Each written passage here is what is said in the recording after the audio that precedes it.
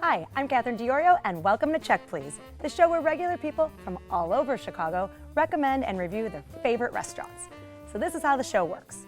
Every week we have 3 guests. Each recommends his or her favorite spot, and the other 2 go check them out and see what they think. This week, teacher Jessica Wall says she's going old school in Logan Square. She says for empanadas that will knock your socks off, check out her selection. But compliance director Emily Opalski says that everyone will agree her dining gem is the perfect date night destination. She says for fabulous food and service, join her at her recommendation. Up first, sales manager Nick Garcia says his pick takes dining to a whole new level. He says for a meal that will bring out all your animal instincts, check out Chef Brian Jupiter's Milwaukee Avenue Classics at Frontier.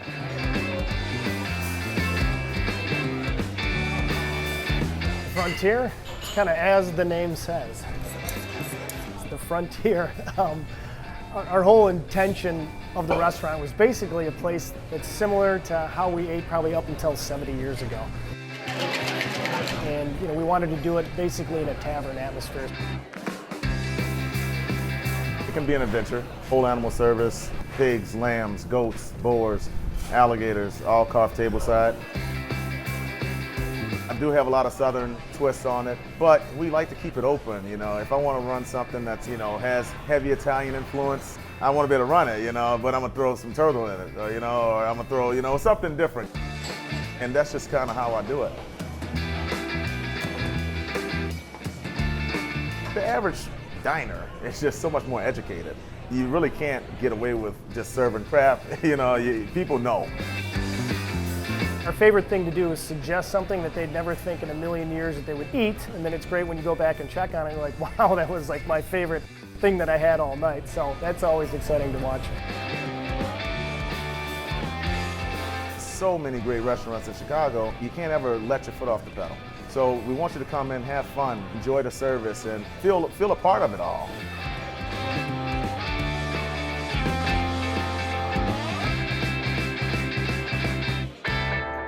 So Nick, you say Frontier goes boldly beyond all dining experiences. Why'd you choose it? Yeah, absolutely. I definitely like to go there to sort of channel my inner caveman if I have the itch. So they have stuff that I really can't get anywhere else or that I've never really seen anywhere else. I mean, whether it's alpaca sausage or I've tried their bison ribeye and I love their duck tacos. I mean, those are kinds of things that you just don't see anywhere else. They do something called the animal service, which I've had, and you get a group of people and it is unbelievable. So they roast an entire animal and they bring it out, head and all, and then they have a guy that comes out. Exactly, and this guy is like a samurai warrior. He comes out with a machete and chops it up, and they pile it on, and they give you sides with it, so it's like a cauldron, of mac and cheese, and they just do an unbelievable job. If you can sit out on the patio, it's fantastic. If you can get out there just for the scenery as well. I just can't say enough good things about this place because I like to go there a lot. Right. Our experience was truly amazing. We had, first of all, we changed our order several times. We did the whole animal service, as Nick said, he has too. And I got the feeling that they wanted to make sure that I had a good experience, and that was wonderful. Already, I was, prepped to have a great time. So we celebrated my son's birthday there. We had 10 people, and we did the whole salmon, which is crusted in salt, and it was amazing. So they bring out this huge pan with this salmon in it that doesn't look like salmon. It looks like a big loaf of bread.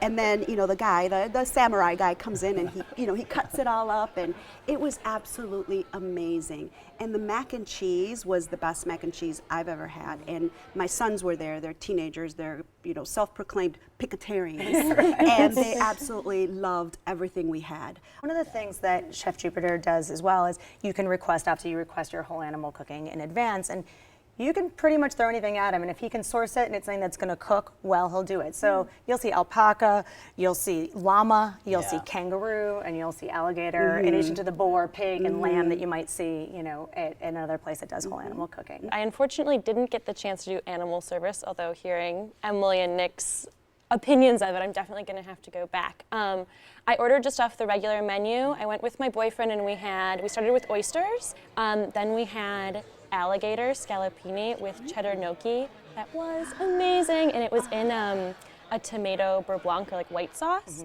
that I thought really accompanied the alligator well, since it does tend to be a little bit of a tougher meat. We had the duck tacos also, which had fried yucca on top, which I'd never had before, and I thought was like a kind of creative, unique twist. Awesome. And then we also had the alpaca sausage, which Nick mentioned, and honestly ordered it kind of just to be able to say that we'd had alpaca sausage. And it came with warm pumpernickel bread and then 3 like different dipping sauces. And then we did get dessert, and we had a hot cookie with chocolate hazelnut gelato, which like fulfilled the inner kid in me, and you can't really go wrong with that. I love it. It's like the animal and the kid all coming Yeah, together. it was great. That was one of the best desserts we've ever had. That It was really absolutely good, wonderful. And one of the other things that you mentioned, we had the oysters as well, and then we had the grilled oysters that were amazing, just perfectly cooked and just really, really delicious too. The presentation of everything was really nice too, like not overdone. Everything they do is really big there, which I love. You know, you order a Caesar salad and they have these polenta croutons that they serve that are literally the size of a baby's fist, and they come hot and they're soft, and you eat it like cake, and you feel like a monster, and it's awesome. Well, Chef Brian Jupiter, he's from New Orleans, so you see the Southern influences, but then he kind of moved into this, I need to stand out, and that's what got him into this game and kind of these in-your-face type presentations. And even their cocktails, they spend some time with the presentation. I mean, Jessica, you said you had some of the cocktails while you were there. Yeah, I had like a raspberry gin cocktail, which was just like slightly sweet, which I really liked, and this absolutely beautiful color. Although the cocktail list was great, so if you wanted something with either a different alcohol or more bitter, you could definitely find it. So tell us about the atmosphere, Nick.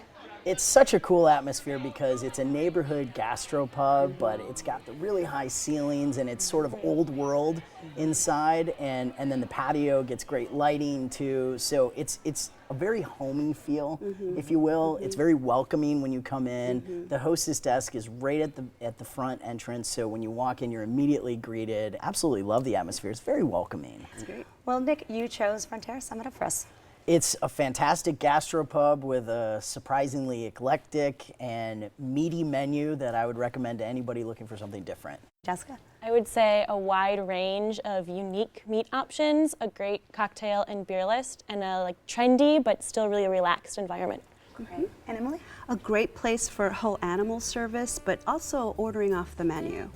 You can try the Wild Boar and more at Frontier, 1072 North Milwaukee, 773-772-4322. Open for dinner every day and also for brunch on weekends. Reservations are accepted, and the average tab per person without drinks is $30.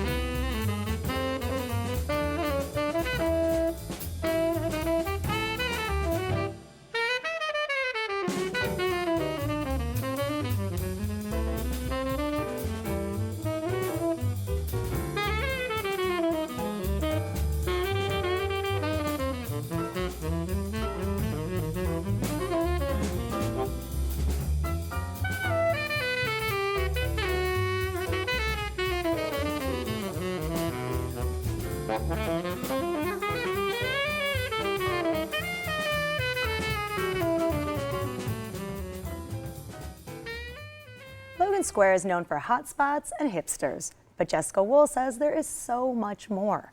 She says for old world Cuban cuisine, served in a cool contemporary setting, follow her to Western Avenue and stop in at Paladar.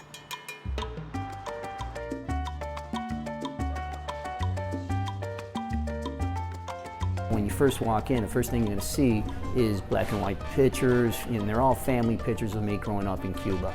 And paladares were homes in Cuba that were basically converted into restaurants. People took their dining rooms and made them into restaurants. They're going to be eating authentic Cuban food. It's what I grew up with. It's my mom's cooking. It's my mom's recipe. Paella takes about 45 minutes to make. We slowly roast our pork for over 5 hours, and we simmer our oxtail for over 5 hours. So they try the oxtail, and they're like, oh my God, you know, and it just falls off the bone.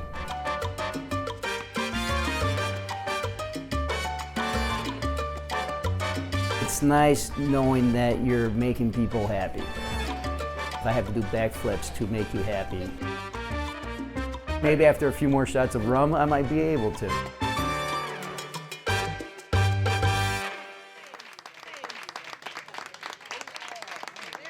So Jessica, you say Paladar really packs on the flavor. Tell us why you chose it. Yeah, so the first time I went with my best friend's parents. She wasn't there, just her parents and me. And the owner greeted us at the door, and when we sat down, he came over to our table, and he and my friend's dad like really hit it off, and he walked us through the menu since none of us had eaten a ton of Cuban food before, and then told us a little bit about like the personal history of the restaurant. And I think to know the person behind the kitchen and to know that they have like a tie to the food that's coming out is really meaningful as a diner. And you can see that in the food that's served. So, for example, I have kind of a like love-hate relationship with tostones, which are fried green plantains, because like good tostones are really, really delicious, and bad ones are kind of like eating cardboard. So their tostones are perfect, crisp on the outside, but the right thickness so that they're tender on the inside still, and served with this garlic sauce. The other go-to appetizer for me too is the shrimp wrapped in ham and bacon with cheese. It's like really, how can you go wrong? So my two go-to entrees are the oxtail and then the goat, and both of them are, the meat is just incredibly tender, and the oxtail comes out on the bone still obviously, and it literally like falls off. I love the experience and love the food. I took two of my friends who are non-Latino, I'm Latina, and I was so excited because I recognized everything in the menu. I'm like, oh, you have to get this, you have to get this, because this is, you know. We ordered the appetizer platter, which was, you know, amazing. There were some things that I was a little bit disappointed in. So like the tostones, for instance, the way that Jessica describes them, sound perfect. But they weren't perfect that night. And I think it's because we ordered the platter and they all came out at the same time. But the empanadas were absolutely amazing. Those are all made in-house, everything's wonderful. The relleno de papa, which is the stuffed potato ball, was really, really great. And the shrimp, seriously, next time I go there, I'm just gonna get the shrimp. And then we ordered the paella, which was absolutely amazing. The seafood was just perfect. which isn't always easy in a paella. It's not because always. it's a layering dish. Right, right. And we also had the oxtail, which, like you said, it just falls off the bone. Oh, it was just really, really good experience. Well, you know, what's interesting about Cuban food is obviously they were colonized by the Spanish, so you're going to get, that's why you see like a paella on this menu, for instance, which is nice because it's accessible, because a lot of us know Spanish because it's Western. Nick, what did you think? I'm really excited about this restaurant. I loved it. I didn't know what to expect because I lived in Miami for a long time, and so I had a lot of Cuban food, and I know what's authentic and what's good and what isn't, and I was blown away. I went with a friend of mine that night, and we both ordered dinners, and then we started out with some croquetas that were both cheese and ham filled. I can't say enough good things about the place. I had the oxtail as well. It was fantastic. We had the fricassee de pollo, which was a recommendation. And similar to what you mentioned about the owner coming down, I've never had this experience. He sat with us at the table and walked us through the entire menu, asked us if we were from the area. It was so cool. You felt like, oh, I'm home. This is okay for me to be here. It's great. I thought he only did that with us. But No, he loves me too. you know what's interesting is, so Jose Gonzalez, the owner, you know, a paladar is back when they used to be illegal restaurants in Cuba, and now it's legal, but they're family-run restaurants versus a state-run restaurant in the house. So that's kind of the idea. When you said, oh, you know, he sat down with it, was almost like you were his guest in his home, and that's kind of what the philosophy behind Paladar is. So let's talk about the atmosphere, Jessica. To your point about what a paladar is, so because they are mostly family-owned, when you walk in, you get that vibe, right? And you can see that from like the decor, so there's chandeliers on the wall and pictures of Cuba and family members, and then there's plates on the wall, which comes from like a Cuban tradition of trading plates when you went to a guest's house. And I think that kind of environment makes you feel like you're in someone's house, and like you're really comfortable there. And people really care about, do Yeah. you really like what you ordered, and are you happy with it? And they checked in several times, which is so cool. Right, right. All right, so we're at a Cuban restaurant, and I think rum. Yeah. So cocktails. Do you have any cocktails, Emily? We started with the house mojito, which was not too sweet. It was absolutely perfect, very refreshing, very light. It still had rum in it, and then we had a pitcher of the coconut mojito, which I was really surprised was so amazing. I think the cocktails were very good. They have over 50 different types of rum there. It's kind of this idea of, you know, bringing people away from the rums you typically think of, just that white rum that goes in your strawberry daiquiri, pina colada, and everything else. And so you can get those rum flights there, and they give you the tasting notes on it. My buddy that went to dinner with me, he ordered one of the rum flights and said it was fantastic. I mean, we couldn't pronounce the name of any of the rums. And we said, that's a good thing, we're gonna try something different. So it was very cool. Well, Jessica, you chose Paladar. Sum it up for us. I would say authentic Cuban food with an owner who really cares. Emily? I would agree that it's authentic Cuban food and a wonderful drink list. And Nick? Definite welcoming environment. I would go back for sure. You can try the Cuban cuisine for yourself at Paladar, 2252 Northwestern, 773-252-4747. Open for lunch and dinner every day. Reservations are accepted, and the average tab per person without drinks is $25.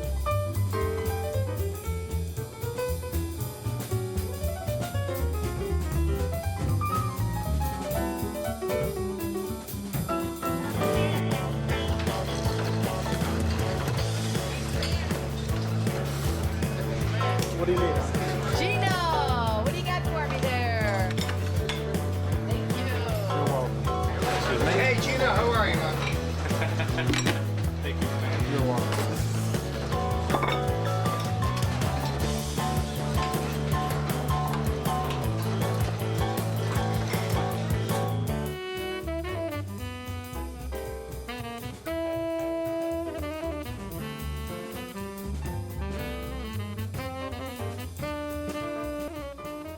Emily Opalski likes to keep things fresh. She says no place does it better than her selection. She says for an exciting seasonal menu that will definitely surprise you, take a trip with her to Chef Amore. I'm from Humboldt Park in Chicago, actually, and my inspiration actually comes from my family and from me being actually Puerto Rican. I would be in my aunt's kitchens and my mom's kitchen and just smell the food, and I always wanted to be a chef.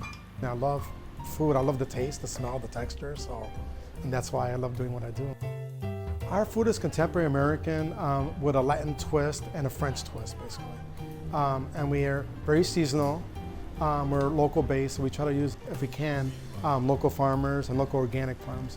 When they come in here, they don't expect to see this in Aurora, but you see Aurora is a beautiful town, and we're very proud to be here. And this space is reflective of the rest of Aurora, the rest of the city, and the spirit of the city as well. I want them just to enjoy a great meal, have a great time, escape for a little bit. We just put a lot of heart and soul, and I think that our restaurant reflects on this town. We love food, we love the community, we love people, and it all comes together here. Emily, you say Chef Amore is the perfect escape. Tell us why you chose it. Well, the main reason I chose Chef Amore is because his food is so fresh and the quality is just top-notch. And you can tell there's a lot of pride in the selection, the sourcing, the cooking, the preparation, the service, the presentation. It's just absolutely amazing, as well as the pairing. It's just a great place to go for amazing Chicago-like food that is really not in Chicago. So what kind of food is there? Well, he changes his menu every season, so it's going to be different every time. And actually, I don't think I've ever had the same thing twice.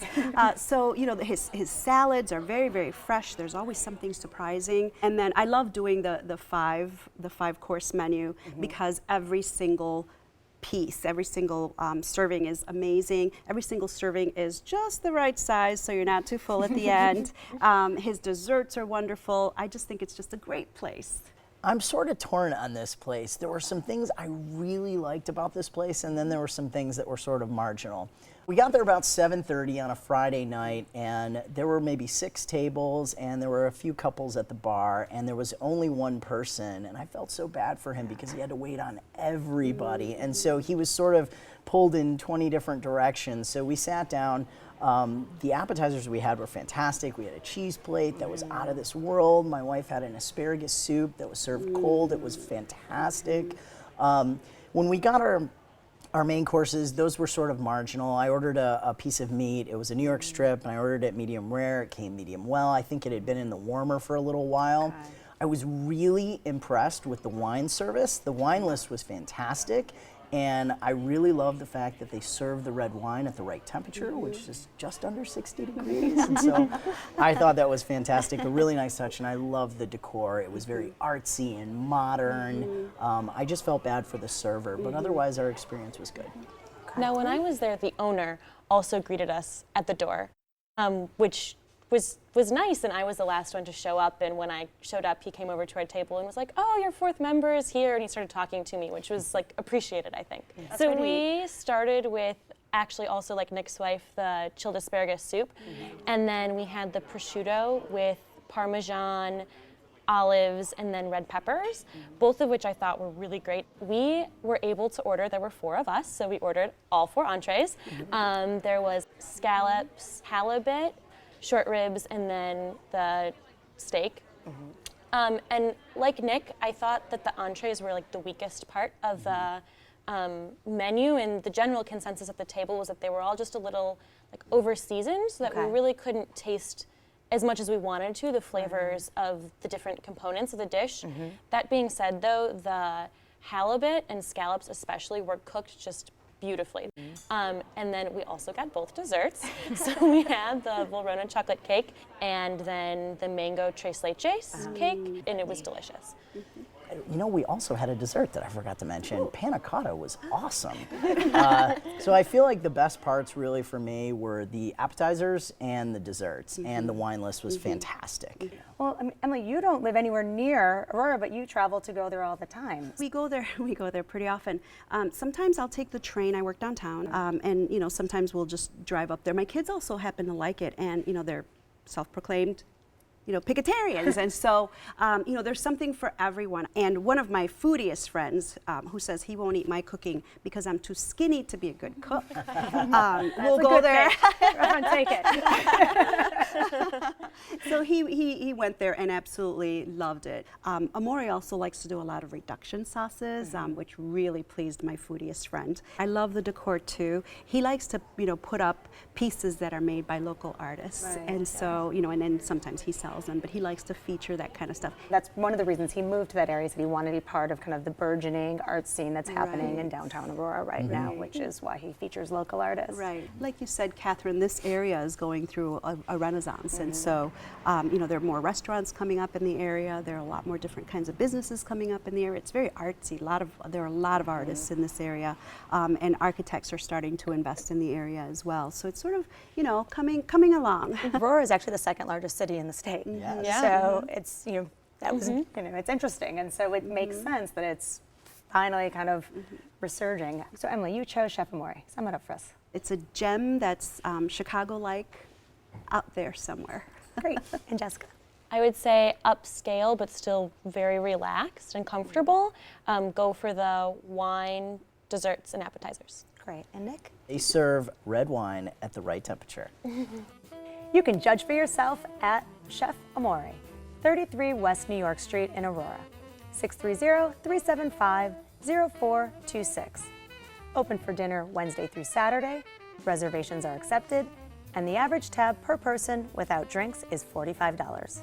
So on this week's show, we featured Frontier in Noble Square, Paladar in Logan Square, and Chef Amore in Aurora. Let's recap what our guests had to say.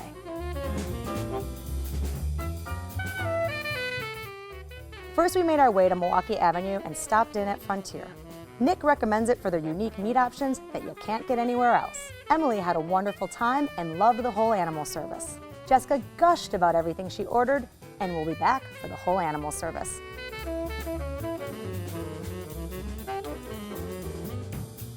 Next, we wound up on Western and popped in at Paladar. Jessica recommends it for some of the best Cuban cuisine in town. Nick had a great experience, from the welcoming owner to the delicious food. Emily loved the place and its authentic Cuban flavors.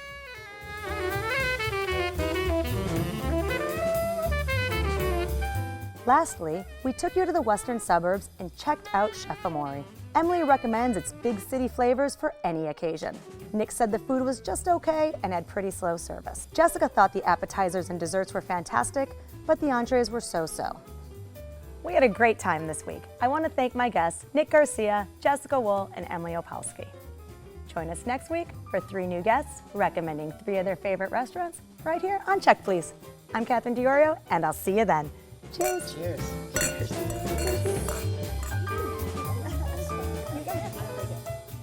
For more information about the restaurants featured on Check Please, go to WTTW.com/checkplease.